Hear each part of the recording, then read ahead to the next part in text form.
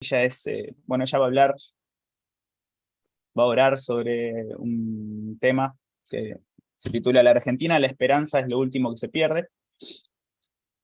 Ella es directora de Asuntos Institucionales de la UCEMA, profesora de finanzas, ha sido directora y se ha desarrollado mucho en el ámbito privado. Ya les dije, yo he resumido mucho los CVs porque son muy largos. Eh, Portadora de la antorcha olímpica en los Juegos Olímpicos de Beijing, un detalle muy bueno. Y es economista y MBA de la IS en España. Ella es Diana Mondino, bienvenida.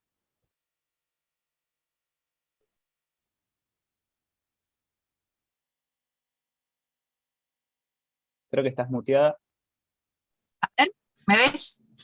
Ahora sí. ¿Me ves? ¿Estás? ¡Ay, en el auto! Ahora sí. Sí, ¿cómo estás?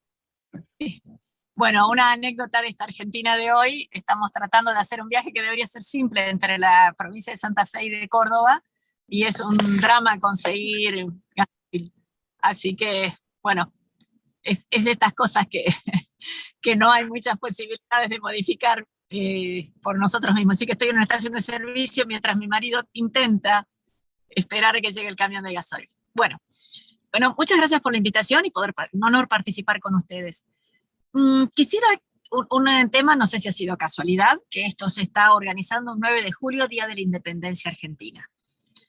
Y la independencia argentina, como todos sabemos, fue un proceso largo por la batalla cultural que hubo que dar, escuchando recién a Héctor, claro que en otro sentido, muy diferente, la batalla económica por el derecho a comerciar, y lo que tardó en darse desde los antecedentes de la Revolución Francesa, la Revolución Americana, los propios hechos en Haití, hasta que llegamos a la situación argentina de la Revolución de Mayo, y luego nuestra propia Declaración de Independencia. Y quisiera solamente mínimo comentario de estos históricos. Cuando uno lee la Declaración de Independencia, hay una especie de prólogo, y menciona, lo voy a leer textualmente, que es invocando a Dios, etcétera, declaran solemnemente a la faz de la tierra que es voluntad unánime e indubitable de estas provincias, plural, estas provincias, no éramos un país, romper los violentos vínculos, no era voluntario, violentos vínculos que nos ligaban a los reyes de España, recuperar los derechos de que fueron despojados, e investirse del alto carácter de una nación libre e independiente del rey Fernando VII, sus sucesores y metrópoli. O sea, considerar que la violencia estar sujeto, concepto completamente opuesto a un concepto liberal, que en esa época no estaba tan desarrollado, y el concepto de la voluntad de convertirse en una nación. Esto fue dado, como sabemos, el 9 de julio de 1816. Sin embargo, una cosa que no debemos olvidar, el 19 de julio, en sesión secreta, el diputado Medrano hizo aprobar una modificación a la fórmula del juramento con la intención de bloquear algunas opciones que se estaban contemplando en aquel momento, por las que se pasaría a depender de alguna otra potencia distinta de España. Por lo tanto, donde decía independiente del rey Fernando VII, sus sucesores y metrópolis, se añadió independiente de toda otra potencia extranjera. Y esto es importante porque, digamos, primero no había mucho conocimiento de cómo gobernarse, y el temor, el riesgo de que, bueno, siempre había alguien que podía ofrecer un caramelito, algo atractivo, alguna ayuda a la cual, digamos, someterse, si uno lo ve desde un punto de vista liberal, o aliarse, si uno lo ve desde un punto de vista más posiblemente estratégico en aquellos momentos. Y esa condición, digamos, se tardó 9 días en llegar a eso. Y yo creo que no tenían otra cosa que hacer, no tenían PlayStation para estar jugando ni nada, así que debe haber sido lo único que nos estaba jugando en ese momento. Hay otro tema que es bien interesante, que todos los miembros, en el acta original, fue firmada por todos, fue redactada en un libro de actas de las sesiones públicas de dicha asamblea. Fue redactada en español, en quechua y en aymara. Pero lo importante es que ese libro se ha perdido. Se demuestra la poca importancia que le damos a la historia, la poca importancia que le damos a eventos tan relevantes como ese. De la Declaración de Independencia de Estados Unidos se conservan múltiples de las copias que se hicieron, que se llevó cada uno de los convencionales en ese momento, y se conservan muchas de esas. Aquí se ha perdido. Algunos historiadores consideran que fue depositado lo estuve mirando en Wikipedia, en 1820, por ahí, en la legislatura de Buenos Aires, y ahí desapareció. Bueno, tenemos una copia que está en el Archivo General de la Nación, pero bueno, esa copia había sido hecha, ni siquiera en ese momento, había sido hecho a fines de mes, ¿no? Entonces, cuando uno mira estos detalles que parecen triviales y parecen más de conventillo, bueno, demuestra la dificultad para tener una claridad en el concepto de qué es lo que se buscaba, de cómo se buscaba y para qué. Si uno hace fast forward de estos eventos en donde ya se declamaba, digamos, la sujeción violenta a España, y nos vamos a que tratamos de hablar en este momento con la situación actual de que tenemos nosotros ahora en Argentina, y digo, bueno, la esperanza es lo último que se pierde, es porque tenemos todavía, no solamente las raíces culturales, en parte por lo menos, de las que hablaba Héctor Naupari recién, sino que tenemos una historia mucho más reciente, o tratar de recuperar recientemente, lo que fueron las enseñanzas de la generación del 80, lo que fue el interregno entre las dos guerras, lo que fueron breves momentos, sin ir mucho más lejos, en los años 90 en Argentina, de tratar de volver no solamente a un rol mínimo no, menor del Estado en la en injerencia económica, sino también el tratar de ver si había una posibilidad o una alternativa de funcionar la sociedad de una forma mucho más voluntaria. Si venimos a la sociedad actual, si venimos a la situación en la que estamos ahora, 2022, 9 de julio del 2022, vemos que la injerencia del Estado en múltiples actividades ha crecido. En este momento tenemos, bueno, suspendidas las importaciones, serios problemas con las exportaciones, todos sabemos que tenemos un déficit descomunal, pero todas son para tareas, gran parte de esas que no correspondería que las esté haciendo el Estado. No hay nada que impida que volvamos a tener superávit energético, solamente deberíamos tener una política de precios razonable y liberar la fuerza del sector privado. Pero no hay nada que impida que volvamos a tener un sistema previsional ordenado, excepto que estamos otorgando permanentemente derechos sin contraprestación de trabajo.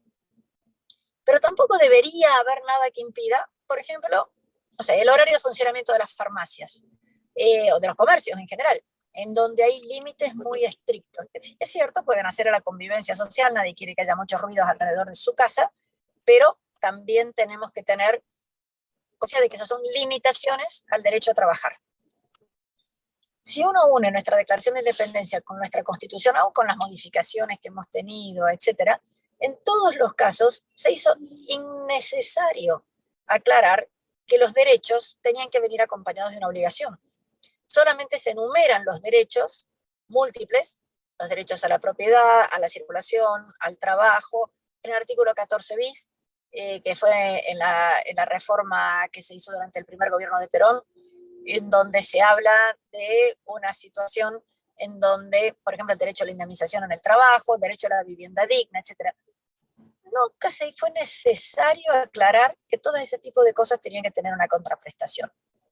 Tampoco se aclara que el derecho es aquello que nadie te debería quitar, que nadie te puede quitar. No es la obligación de que alguien te deba dar. Esta diferencia es fenomenal en lo que es un derecho.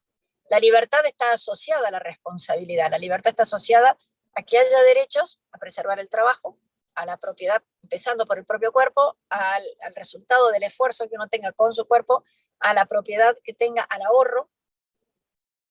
Y sin embargo, nos olvidamos de la parte de responsabilidad, que debe existir previamente algún mecanismo por el cual se ha accedido a eso. Y hoy esto se manifiesta también en nuestro sistema impositivo. Nuestro sistema impositivo está basado en múltiples elementos. Ustedes ya saben que puede ser sobre los flujos o sobre los stocks, ¿no? Y puede ser sobre las transacciones o sobre el resultado de la transacción. Bueno, en Argentina tenemos impuestos de todos esos tipos y tenemos también una cosa que es bastante particular, que tenemos impuestos al trabajo, para trabajar, por trabajar y por haber trabajado. ¿Cómo es eso? Dirán ustedes. Bueno, para trabajar son los múltiples permisos que se deben obtener, las múltiples dificultades y digamos, gabelas y tasas, etcétera, con las cuales uno tiene que conseguir el permiso para trabajar. Tenemos el impuesto a las ganancias mientras se trabaja, no importa si es una persona o si es una empresa. Y luego, por haber trabajado, todo aquello que se logre acumular como ahorro de distinta naturaleza, ya sea en un instrumento financiero o, digamos, corporizado en una casa, en un galpón o en una fábrica, en lo que sea, también se paga bien, muchos tipos de impuestos sobre eso, incluyendo bienes personales. Por tener algo fruto de tu trabajo, del trabajo de tus antepasados, hay que pagar. Entonces en Argentina castigamos al trabajo en tiempo pasado, presente y posiblemente futuro. Esto es algo que nos debe hacer reflexionar, y por eso digo la esperanza es lo último que se pierde, porque digamos, es fácil de cambiar. Nosotros podemos modificar el sistema impositivo para que valore mejor el trabajo. Ustedes dirán, bueno, pero hay un elevado nivel de gasto público. Bueno, también se puede modificar el gasto público para que sea en aquellas actividades que son propias del Estado. Las actividades propias del Estado, todos sabemos que es defensa, seguridad y justicia, defensa de ataque exterior, seguridad interior y justicia entre habitantes o ciudadanos del país. Esas son las funciones del Estado y no múltiples otras que hemos tenido. Todo eso conceptualmente no debería ser difícil de explicar, no debería ser difícil de dar la batalla cultural que estábamos escuchando, no debería ser difícil de explicar de esa manera. Porque si seguimos diciendo que, bueno, que el imperialismo yanqui o que las empresas grandes o que los grandes monopolios o los poderes concentrados o los supermercados, etcétera, sin considerar el efecto que tiene sobre cada uno de nosotros, sobre nuestra propia individualidad, nuestra propia libertad, y tenemos que ir a esos ejemplos más concretos. Los temas abstractos, obviamente, ¿quién va a decir que la libertad no existe? ¿No? Pero tenemos que explicar que no hay nada más solidario que el mercado, que uno solamente le puede ir bien si hace una transacción voluntaria con el otro. Tenemos que explicar que los resultados son mejores para todos en conjunto porque no se perjudica a nadie, mientras que las actividades que puede o no realizar el Estado, independientemente de que sean poco eficientes, independientemente de que sean propicias a que haya algún tipo de amiguismo o corrupción o clientelismo o alguna otra cosa que, digamos, sería mucho mejor que no existiera. En todos esos casos tenemos que explicar el efecto que tiene sobre la persona. Y al explicar sobre las personas creo que todos podemos entenderlo. Creo que todos podemos llegar a decirlo. Por eso yo creo que la esperanza no la tenemos que perder. Porque las modificaciones que hay que hacer, no dije que sean rápidas, pero son factibles. Son modificaciones que en gran parte de Latinoamérica también están.